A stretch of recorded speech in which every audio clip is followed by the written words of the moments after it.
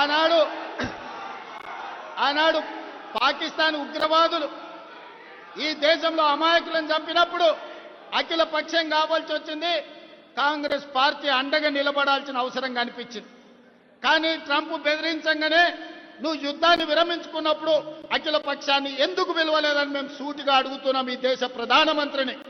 ఇది నీ సొంత వ్యవహారం కాదు, నీ పార్టీ వ్యవహారం కాదు, ఇది ఎన్నికల విధానం కాదు, ఇది దేశ భద్రతకు సంబంధించిన విధానం.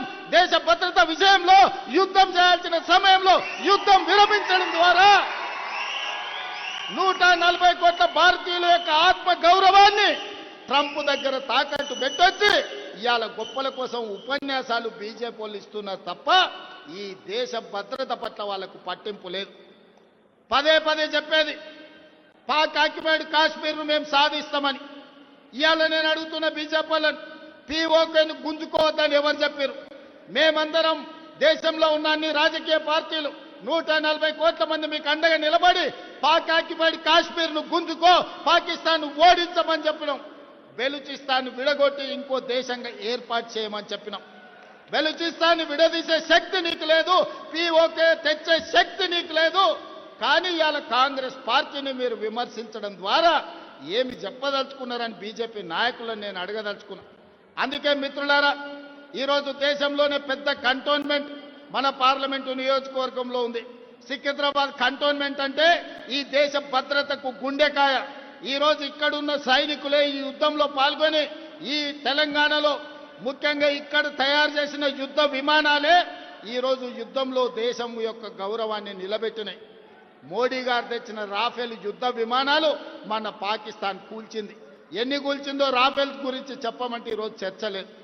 ఈరోజు మన దేశం కాదని ఇతర దేశాల నుంచి రాఫెల్ యుద్ధ విమానాలను కొనుగోలు చేసిన మోడీ గారు మీరు జవాబు చెప్పండి. మన పాకిస్తాన్తో జరిగిన యుద్ధంలో ఎన్ని రాఫెల్ యుద్ధ విమానాలు పాకిస్తాన్ నేలగూల్చిందో మీరు లెక్క చెప్పండి. గొప్పల కోసం వేల కోట్ల రూపాయల కాంట్రాక్టులు మీకు కావాల్సిన వాళ్ళకి ఇచ్చి ఇవాళ రాఫెల్ యుద్ధ విమానాలు కొన్నారు. అవి ఎందుకు నేలగూలినాయో ఇవాళ ప్రజలకు సమాధానం చెప్పాలి. అందుకే మిత్రులారా, ఇవాళ ఈ ర్యాలీ ఎన్నికల కోసం కాదు, ఈ ర్యాలీ ఓట్ల కోసం కాదు, ఈ ర్యాలీ కాంగ్రెస్ పార్టీ కోసం కాదు. ఈ ర్యాలీ వేలాది మంది తరలి వచ్చింది ఈ దేశ సైనికుల యొక్క ఆత్మ స్థైర్యాన్ని నిలబెట్టడానికి, ఆత్మ గౌరవాన్ని పెంపొందించడానికి. మన యుద్ధంలో పాల్గొన్న సైనికులు మా వాళ్ళు, మా ఆత్మ గౌరవం సైనికులకు మేము అండగా నిలబడ్డామని ఇవాళ మల్కాజ్గిరి పార్లమెంటు ప్రాంతంలో వేలాది మంది కదం దొక్కింది. సైనికులకు అండగా నిలబడడానికి యుద్ధాన్ని విరమించడం ద్వారా సైనికుల ఆత్మ గౌరవాన్ని, ఆత్మ స్థైర్యాన్ని బీజేపీ దెబ్బతీస్తే ఆ సైనికులకు అండగా నిలబడడానికి ఇవాళ వేలాదిగా మనము ఈరోజు బయటకు వచ్చి సైనికులకు అండగా నిలబడ్డాం.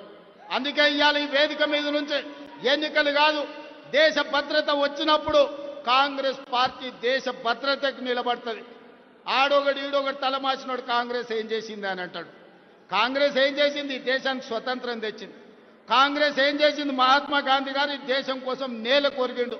కాంగ్రెస్ ఏం చేసింది? ఈ దేశం కోసం ఇందిరాగాంధీ ప్రాణ త్యాగం చేసింది, ఈ తీవ్రవాదుల చేతుల్లో ప్రాణాలు అర్పించింది. కాంగ్రెస్ ఏం చేసింది?